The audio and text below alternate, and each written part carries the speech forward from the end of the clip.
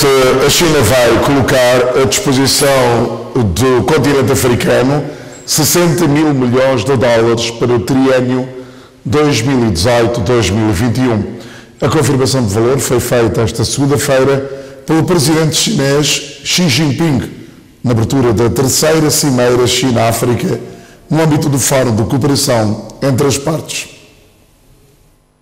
A Casa do Povo Chinês recebeu os hóspedes africanos para a terceira Cimeira China-África no quadro do Fórum de Cooperação, entre eles São Tomé e Príncipe, que entrou para a família sino-africano há pouco mais de 2 anos. Na mesma condição, a Gâmbia e Burkina Faso, todos receberam as boas-vindas com aplausos. Vamos dar uma calorosa salva de palmas a Sua Excelência o Presidente Adama Barrow, o Primeiro-Ministro Patrício Vieira, Sua Excelência o Presidente Christian Caboret, que chefiam hoje as delegações dos 3 países para participar nesta cimeira.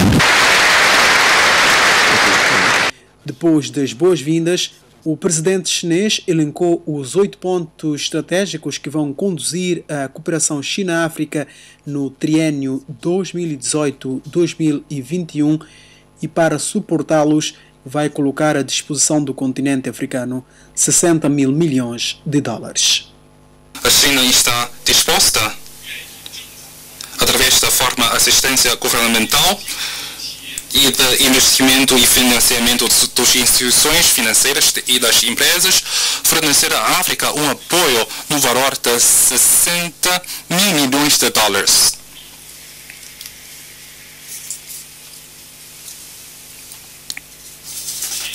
Este apoio incluirá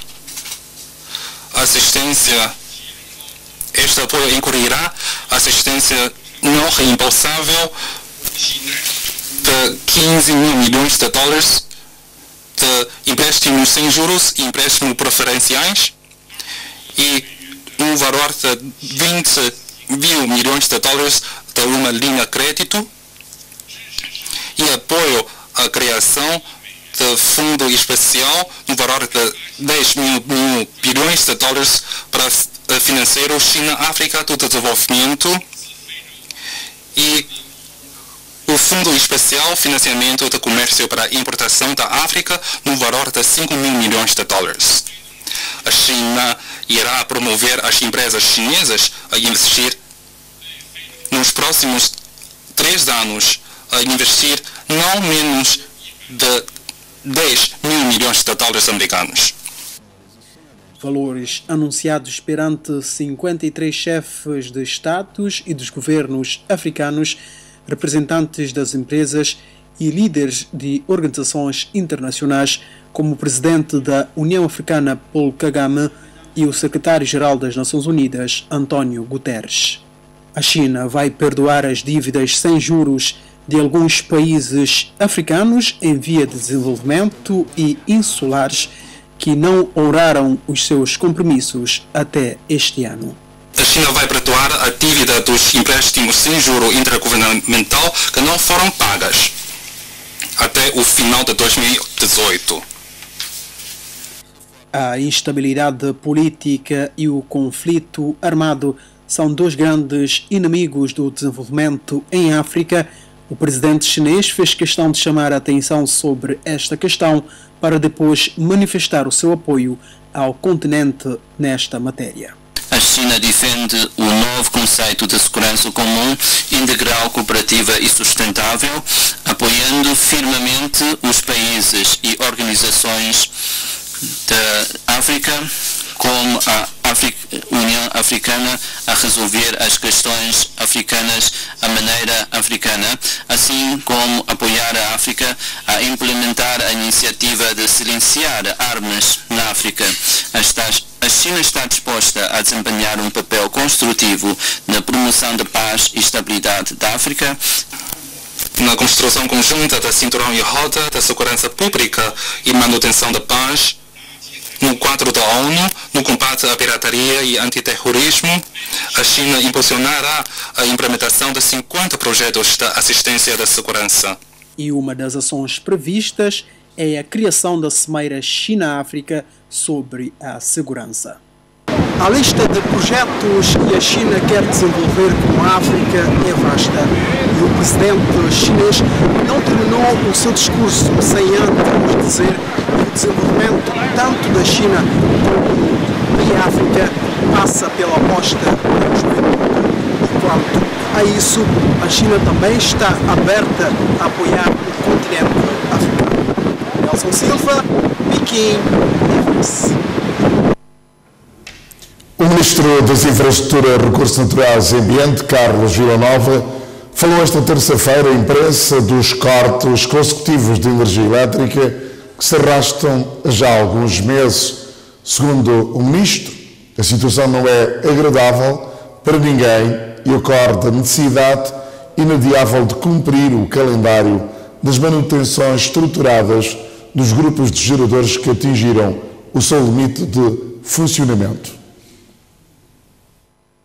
O Ministro começou por reconhecer o desconforto que a situação provoca. Pede, por isso, compreensão a todos os cidadãos para a situação que ocorre da necessidade obrigatória de cumprir o calendário das manutenções. E nada mais do que isso, em resposta às especulações de que o problema dos cortes de energia é outro. Nós atingimos um período em que era necessário fazer essas intervenções nesses equipamentos. E coincidiu com um período que é eleitoral, o que permite às pessoas, de facto, usarem a seu favor esta situação, que nós sabemos que não traz o conforto pleno das pessoas, mas que tinha que ser feito. Coincidiu ser agora, como poderia ser daqui a um mês, ou como poderá ser, se calhar, daqui a mais 6 meses, uma nova intervenção. O facto do gráfico das manutenções coincidirem com o período pré-eleitoral e os partidos de oposição estarem a usar a seu favor é uma outra questão. A verdade é que as intervenções nos grupos de geradores não podiam ser adiadas. E o Ministro até não vê razões para isso. E lembra que é um processo normal, corrente, que começou há mais de 1 ano e meio. Não, hoje já não podia ser adiada porque, repara, algumas centrais elas estão paralisadas, não estão a fornecer porque a opção e os cuidados fazem com que nós, por opção, tivemos que as deixar de lado, porque elas atingiram 12 mil horas. Eu estou-me a referir exatamente da central de São Tomar 2, que é a mais nova que nós temos e que fornece 6 megawatts, quer dizer que São Tomar, tudo junto, é o maior fornecedor de energia que temos no país. E atingindo as 12 mil horas, nós chegamos a uma situação de não poder, em regime contínuo, estar a utilizar esses geradores, sob pena de, em vez de fazermos uma intervenção preventiva, passaremos a fazer uma intervenção corretiva, isto quer dizer para corrigir danos causados por um uso fora do estipulado, mais oneroso e com outras consequências. E então era necessário de facto fazer. E porquê? Porque, repara, eu estou a falar de um procedimento de manutenção normal que começou há mais de 1 ano e meio. Em princípios de 2017, a programação, os cuidados já tinham sido tomados na preparação desta intervenção. Só que o nosso parque, que eu falei, compõe-se de geradores de várias marcas, de vários tipos. E determinadas intervenções, como as de 12 mil horas, elas têm que ser feitas acompanhadas por representantes das marcas para certificarem os trabalhos. Quer dizer, além dos especialistas que têm que vir de fora para ajudar os técnicos nacionais, acrescenta-se o problema das peças e outros acessórios que também têm que vir de fora, e é o facto de todos os grupos não poderem entrar de uma vez só em manutenção, o que complica ainda mais todo o processo. E essa intervenção, ela é feita programada, digamos, de forma faseada. Nós não podemos parar todos os grupos ao mesmo tempo e metê-los todos em manutenção, senão nós não teríamos nada. E então vai-se intervindo separadamente em cada grupo. E esse trabalho tem sido feito e, ao fazê-lo, portanto, é necessário redimensionar a distribuição. A isso nós chamamos os cortes programados que estão estabelecidos para que em maio faça sem causar grandes danos aos consumidores, mas a verdade é que é necessário fazê-los porque o nosso parque de produção também tem suas próprias limitações. Por isso e por outras, as manutenções vão ter que prosseguir e também os cortes faseados.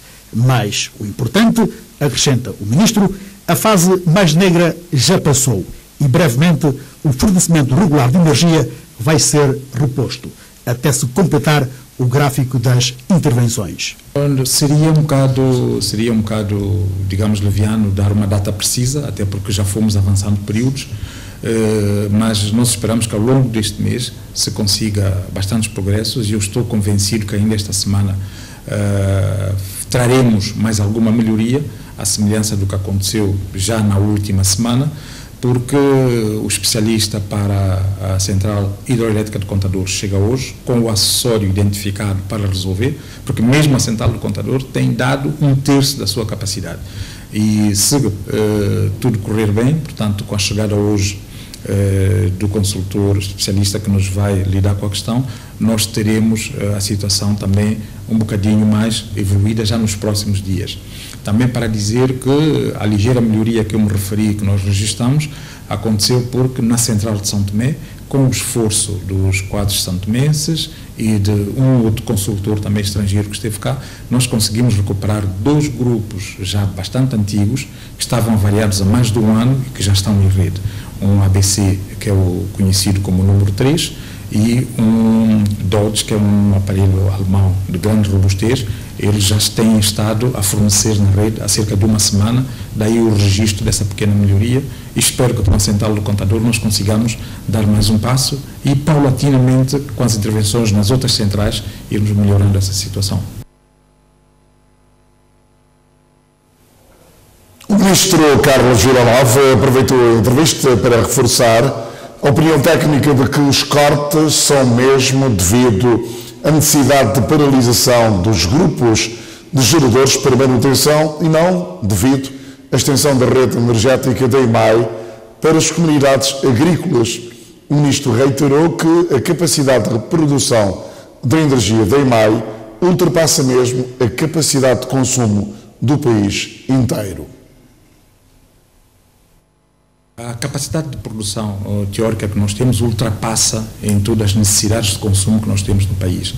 E essa extensão energética é uma necessidade, porque na EMAI, se repararem bem, o investimento que temos feito ao longo destes anos são investimentos em todos os setores.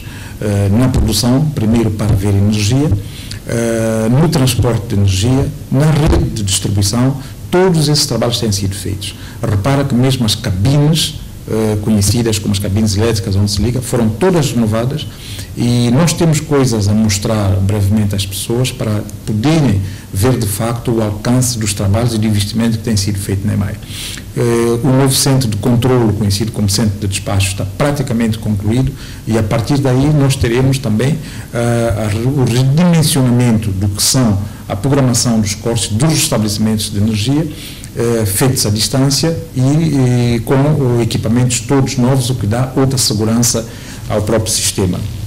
Porque, a título de exemplo, a cidade de Angolares, que nós conectamos há pouco mais de um ano, creio, o consumo são 500 kW.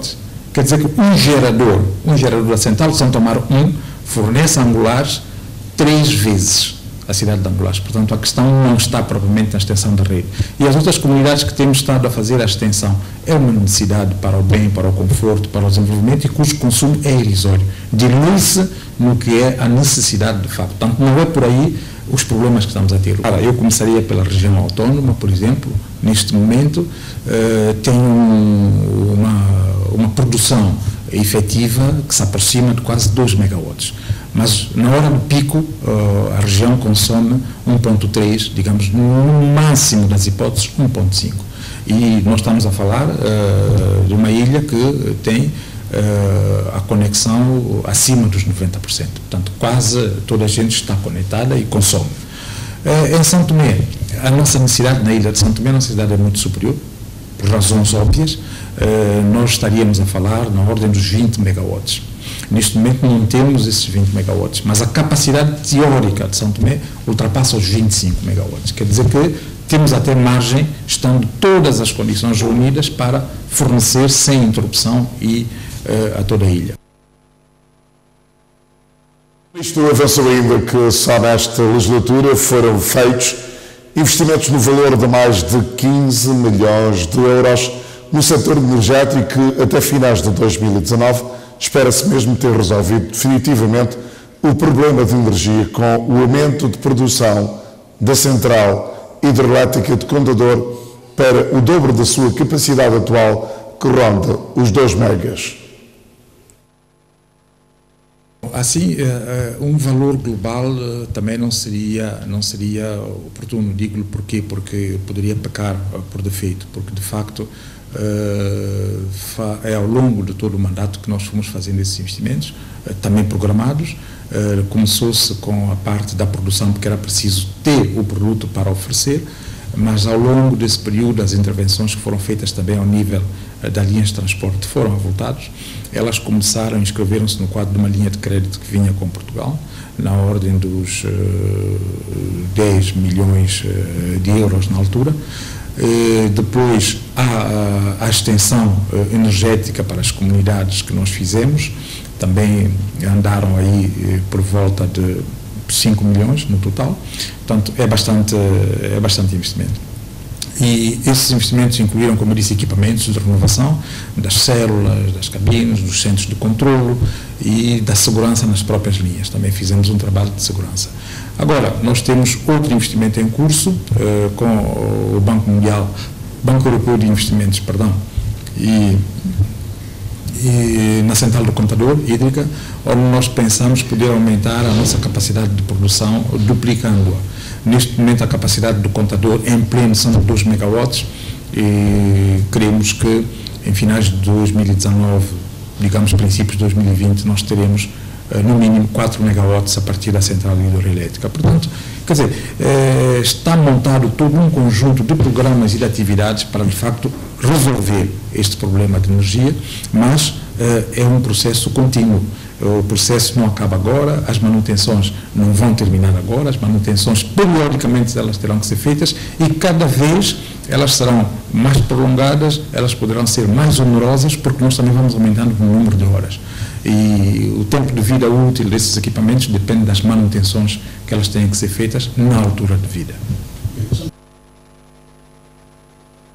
O outro assunto que o Ministro não quis que passasse, André, que é o da sabotagem dos postos e estruturas de energia que estão a ser montados um pouco por todo o país. Carlos Vilanova apela ao bom senso das pessoas, independentemente das suas opções políticas, e que respeitem o bem público. A sabotagem de referidas estruturas põe em causa todo o investimento consentido até agora na melhoria da rede de produção e distribuição de energia e, mais do que isso, a vida de cidadãos com enormes consequências.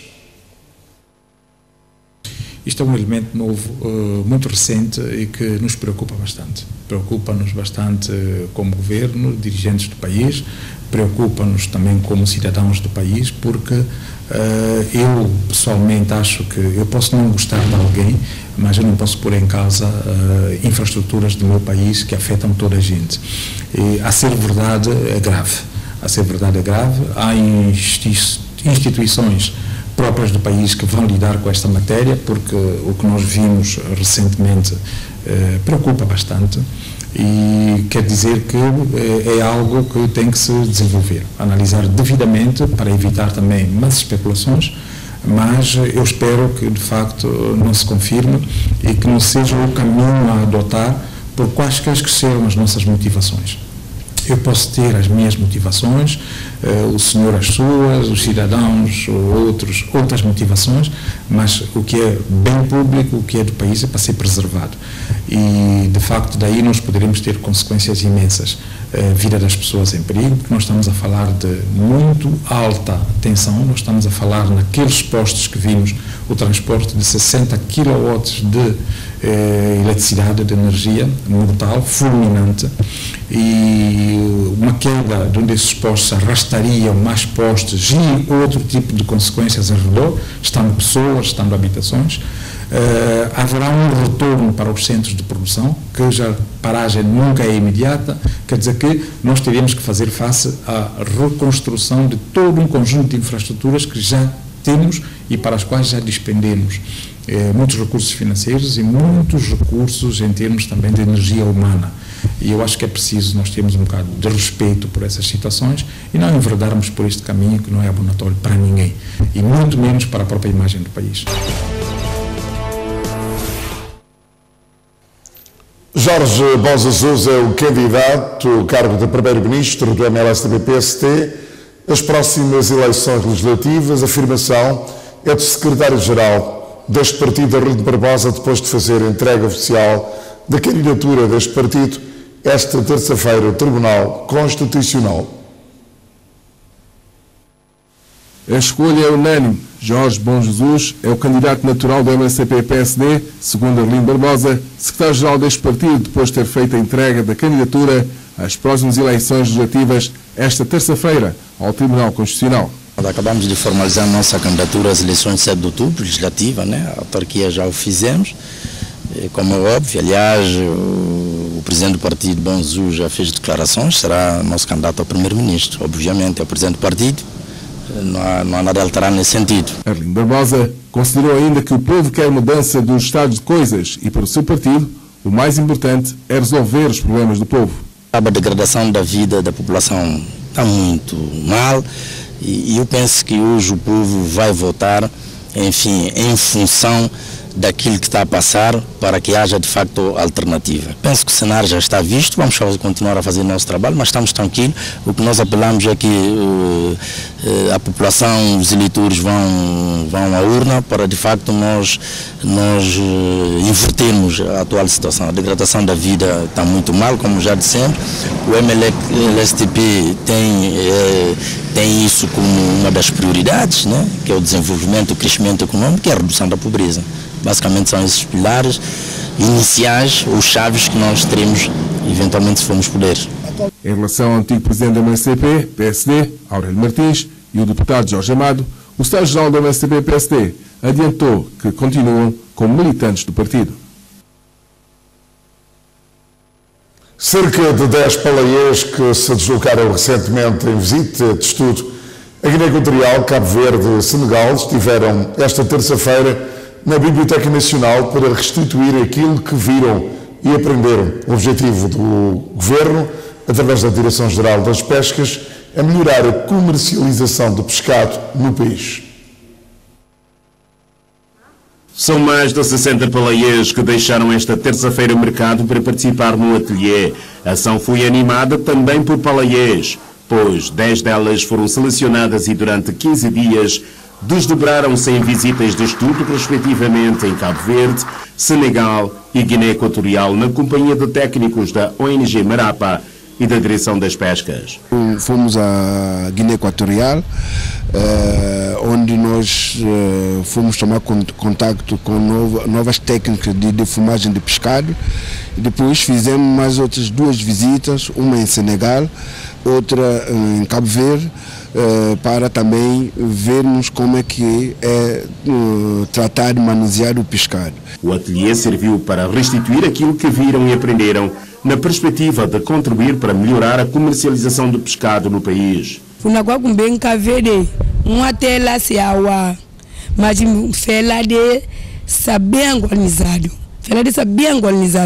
não na ina sa ngolizado não gutiawa fela não sa suzu vamos estimar piscino comprar gelo não estimar piscino na sabe quase kunembe na la ni kwa escrevido kuma ka fait partie la tudo piscino clipafo essa kwa com cliente olha cliente ka compra piscine só acapoji mandar outro longuete le tripa olha cliente ka fala não tem gente para chamar na volo cliente fa tometan camada cliente kwa ndambele café de cheme biunwa kwa ni café de glavi muntu ola ku vapo se ka biku turu pichise pishinda de turu pise godo ete uma banheira grande kunen kape akatila turu pichise niwa pichina ka basomfu akatila turu pichise pedentu banheira se so papa la ye complani dentro de banheira se imagina santo menu na teva mo plaka mbwase ute yo bochi yo kanwa akapope uma 5 banheira se nala ni plakambwa akapepo peni ngeri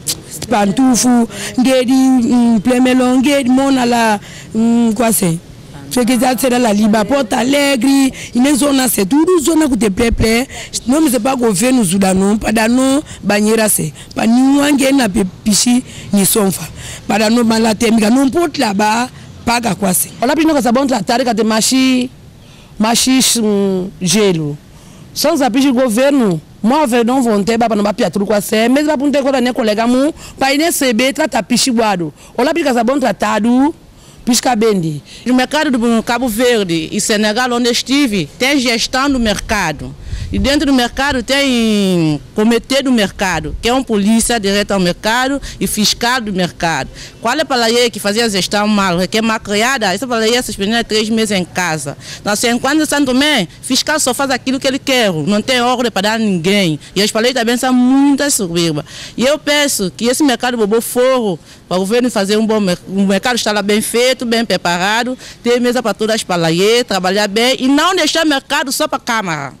E se deixar o mercado só para a Câmara, vai ter a mesma coisa como o mercado municipal. Existem práticas de venda nos nossos mercados, nas nossas praias, que não são aconselháveis. O pescado é um alimento com muita proteína, mas se ele não for bem tratado, pode ser fonte de contaminação.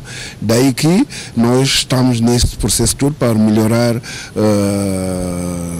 esse processo de forma como é que as senhoras tratam o nosso pescado nos nossos mercados. A iniciativa surge numa altura em que condições estão a ser criadas para que todas as baleias de peixes sejam transferidas para o novo mercado do Boboforro. E é preciso que elas vão para esse mercado com novos hábitos. As visitas foram financiadas pela FAO e pelo projeto Priasa 2. Alguns dos cães que vagueiam na urbe do país, depois de tratados pela equipa da veterinária, vão ser utilizados e treinados para apoiar os surdos. A direção da pecuária vai desenvolver este projeto em parceria com uma instituição estrangeira que se dedica à educação para o desenvolvimento. Trata-se de uma formação que terá a duração de 6 semanas, que visa treinar cães para apoiar os surdos na sua atividade. O referido projeto conta com o apoio de uma organização internacional vocacionada para questões de educação para o desenvolvimento. O propósito da atividade visa fazer treinamentos de animais. Isso faz parte daqui uma estratégia, que é a estratégia de garantir que os animais tenham bom comportamento, bem-estar e saúde. Tendo em conta que os cães errantes são responsáveis por algumas doenças e também acidentes rodoviários, Filipe Bonfim considera que a preparação desses animais é fundamental para evitar esse fenómeno. O treinamento aparece aqui como um elemento fundamental também, para fazer com que a população mude o seu estilo de vida, trate melhor os seus animais que têm e evite que os animais vão para a estrada e sejam atropelados e podem provocar acidentes. Mas os condutores também, por outro lado, eu até sou um condutor. É preciso que nós é preciso precaver, que tomar alguns cuidados com alguns animais que nós encontramos. Temos que fazer uma condução prudente. Filipe Bonfim deixa um apelo. Nós temos um projeto que está na sua fase embrionária, que nós estamos a montar e que temos vários parceiros, mas é preciso que haja outros parceiros. Nós estamos disponíveis e abertos para que apareçam mais parceiros que queiram envolver neste projeto. O projeto prevê alargar a sua atividade noutras vertentes.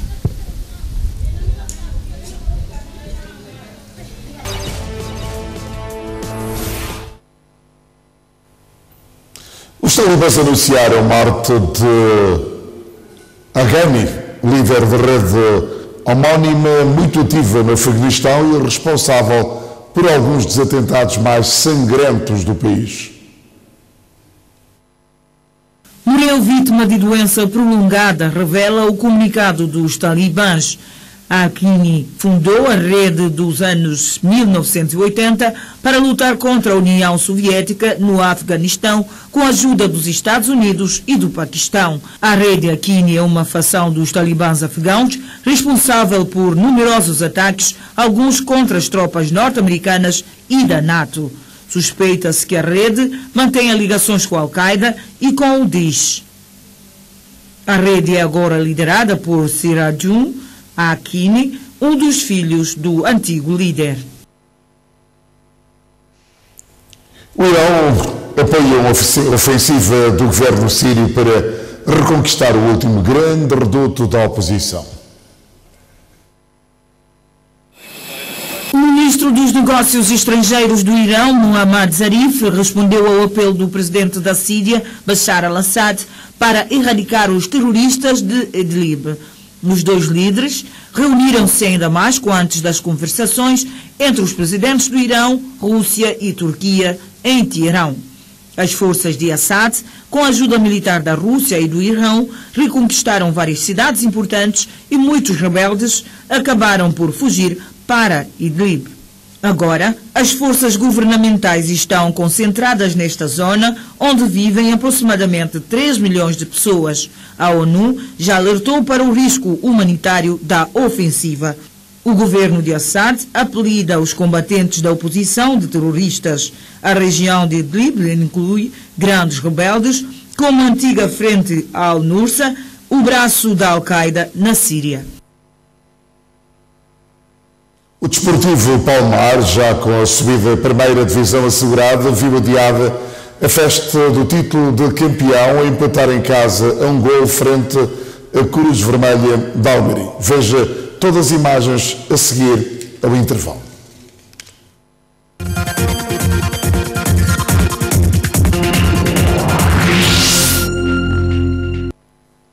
E vamos agora ao desporto. Na primeira divisão, a Udra, campeã em título, regressou às vitórias ao vencer no último fim de semana o Bombom por 3-0 numa 16ª jornada dos campeonatos, em que o Desportivo Palmar, já com a subida à primeira divisão assegurada, viu adiada a festa do título de campeão no segundo escalão de futebol nacional ao empatar em casa um golo com a Cruz Vermelha da Almeria. Era um jogo importante para os palmarenses, porque pelas contas feitas, uma vitória era sinónimo da festa da conquista do título de campeão da segunda divisão, porque garantida mesmo estava a subida da equipa de Água Porca à primeira divisão. Faltava mesmo a cereja no topo do bolo, o direito às faixas de campeão, mas a Cruz Vermelha, a jogar do vermelho e branco na zona da aflição, queria mesmo acima de tudo os 3 pontos e com eles adiar a festa do Desportivo de Palmar em sua própria casa. Numa partida bastante dividida, nos minutos iniciais viu-se a melhor ocasião do golo para a equipa da casa comandada por Laurindo Neto. Contudo, para marcar, o avançado amarelo e verde do Palmar cabeceia ao lado da baliza dos homens da Almeri.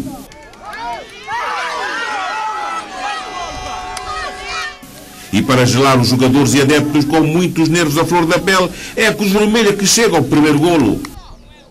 Bola metida na área, com o jogador 13 na camisola a corresponder da melhor forma.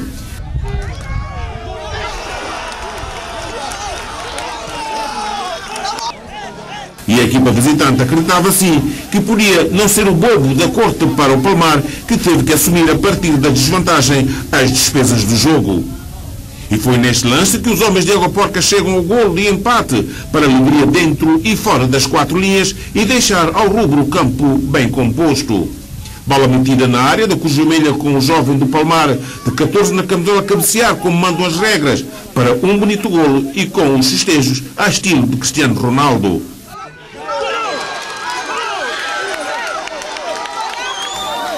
A Cruz Vermelha, com um melhor futebol, com a bola de pé para pé, foi criando muitas dificuldades ao líder Palmar.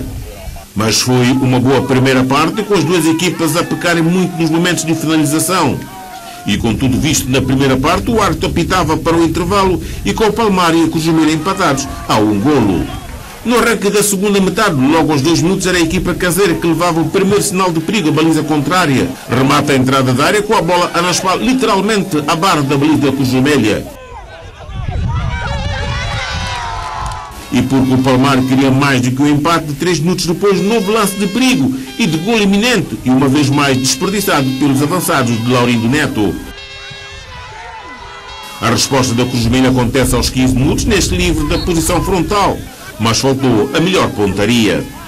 A equipa de Almeirim com o caso do jogo, aos 22 minutos deu uma contrariedade a ter que continuar em campo com menos um por expulsão, com vermelho direto de um dos seus jogadores, talvez por palavras dirigidas ao árbitro que, por sinal, esteve bem no jogo. Aos 27 minutos ainda, a faltar muito para o Natal, o guarda-redes do Palmar quis dar um brinde aos atacantes da Cruz Vermelha, mas o mesmo soube redimir-se da fífia. E já na reta final do jogo, aos 41 minutos, é o guarda-redes da Cruz Vermelha que brilha nesta jogada que podia ter dado golo a favor do Palmar. Mas que certamente não valeria porque a bandeirola já estava lá em cima. E sem tempo para mais nada, o árbitro da partida pitava pela última vez com as duas equipas a repartirem pontos. O Palmar, que precisava de ganhar para fazer a festa do título de campeão da segunda divisão, se viu obrigado a manter guardados os preparativos. O Palmar, que precisava de ganhar para fazer a festa do título de campeão da segunda divisão, se viu obrigado a manter guardados os ingredientes. A Cruz Vermelha, por sua vez, ainda teve de fazer pela vida para não descer de divisão. 1-1 foi o resultado final. No final do jogo, o técnico da Cruz Vermelha disse que não gostou do resultado porque o mesmo não satisfaz a sua equipa face à sua posição periclitante. Não nos satisfaz porque nós estamos na penúltima posição com 15 pontos e queremos ganhar esse jogo para 18 pontos para sairmos da linha de descer a terceira divisão. O que é que falhou? O que falhou é golo, porque o objetivo de golo o objetivo do jogo é marcar golo e defender a baliza, né? Também o árbitro também pecou um pouco, mas não vou criticar aqui o árbitro, né? Nós também falhamos, né? O Palmar também tem um excelente jogo e fizemos nosso trabalho, né? O jogo foi 1-1. Ainda acredita que é possível que a Cruz Vermelha, a 2 jornadas do fim praticamente, acredita que a Cruz Vermelha pode fugir da zona de expulsão? Sim, vamos conseguir. Qual vai ser o segredo? É ganhar o jogo. O treinador de Palmar reconheceu que a festa estava preparada para o final do jogo, mas que a qualidade da equipa da Cruz Vermelha não permitiu a festa. Ainda assim, Laurindo Neto, já com a subida ao escalão maior assegurada, acredita que tudo poderá ficar decidido na próxima jornada. E saiu toda uma festa para hoje. Cruz Vermelha também, nós já sabíamos que era hiena faminta, está aflito, está com corda aos pescoços e de certeza não vinha fazer um jogo de brincadeira.